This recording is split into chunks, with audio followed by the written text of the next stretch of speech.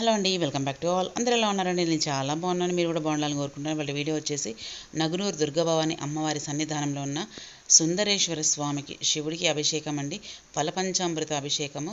So స్వామివారికి ఏ ఏ ద్రవ్యాలతో అభిషేకం చేసుకుంటే ఏ లాభం కలుగుతుంది అనేది ఈ వీడియోలో చెప్తున్నాను. చూడండి, వినండి. థ్యాంక్స్ అండి. ఓం నమో భగవతే రుద్రాయ నమః. ఓం నమో భగవతే రుద్రాయై నమః.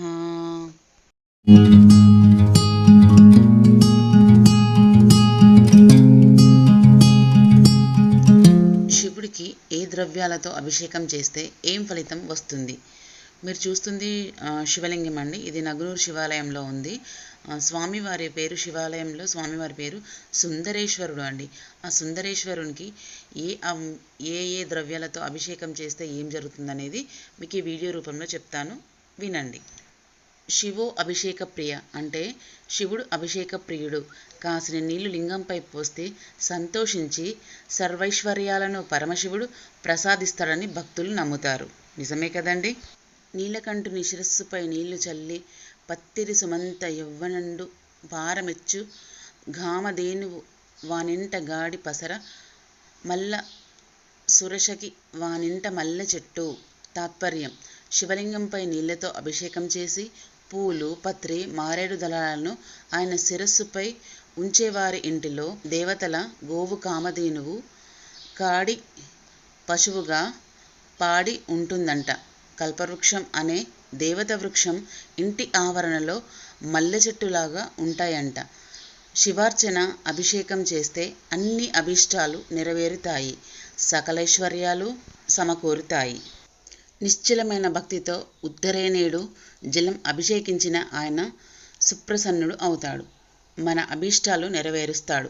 అందుకే ఆయన బోలాశంకరుడు అని అంటారు. హిందువుల అర్చన విధానంలో ఎంతో ప్రాధాన్యత కలిగిన అభిషేకాల్లో ఎన్నో ద్రవ్యాలు వాడుతూ ఉంటారు. అలా మనం వినియోగించే ఒక్కో ద్రవ్యానికి ఒక్కో విశిష్టత, ఒక్కో ప్రత్యేకత, పరమార్థం ఉన్నాయి. అవి తెలుసుకోవడం వల్ల నిత్యారాధనలకు ఎంతో సౌకర్యంగా ఉంటుంది. మన పెద్దలు ఎంతో విలువైన ఈ సమాచారాన్ని ప్రాచీన గ్రంథాల్లో నిక్షిప్తం చేశారు. శివుణ్ణి ఏ అభిషేక ద్రవ్యాలతో పూజిస్తే ఏం ఫలితం వస్తుందో ఒకసారి చూద్దాం. భక్తులు కార్తీక మాసంలో వివిధ పూజా ద్రవ్యాలతో శివుణ్ణి అభిషేకించి స్వామివారి అనుగ్రహం పొందవచ్చు.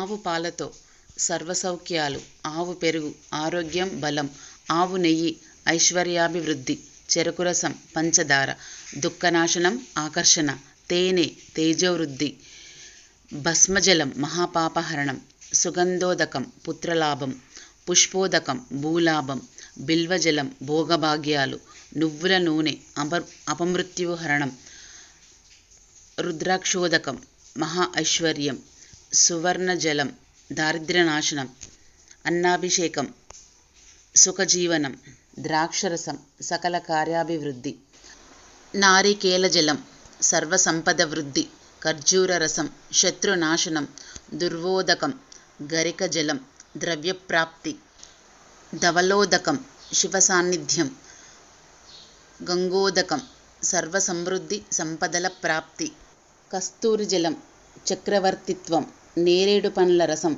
వైరాగ్య ప్రాప్తి, నవరత్న జలం ధ్యాన గృహ ప్రాప్తి, మామిడి పండు రసం దీర్ఘ వ్యాధి నాశనం, పసుపు కుంకుమ మంగళప్రదం, విభూది కోటి రెట్ల ఫలితం లభిస్తుంది.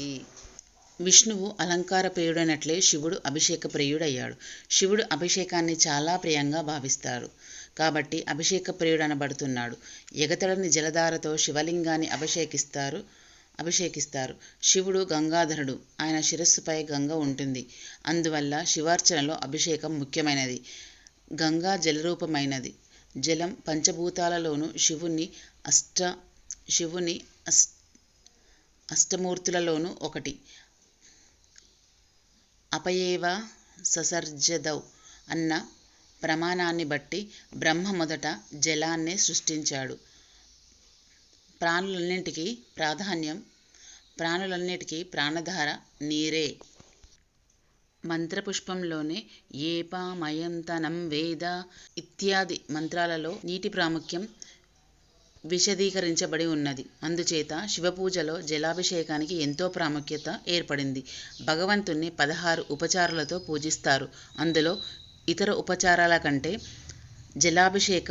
జలాభిషేక రూపమే స్నానమనే ఉపచారణమే ప్రధానమైనది.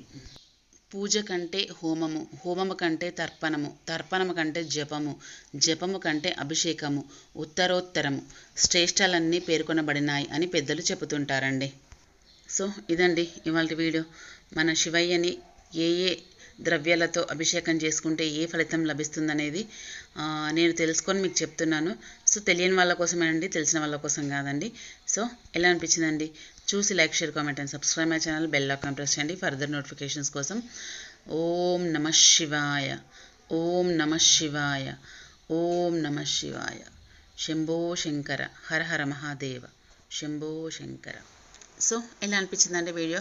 చూసి like, share, comment and subscribe my channel. Bell icon press చేయండి ఫర్దర్ నోటిఫికేషన్స్ కోసం.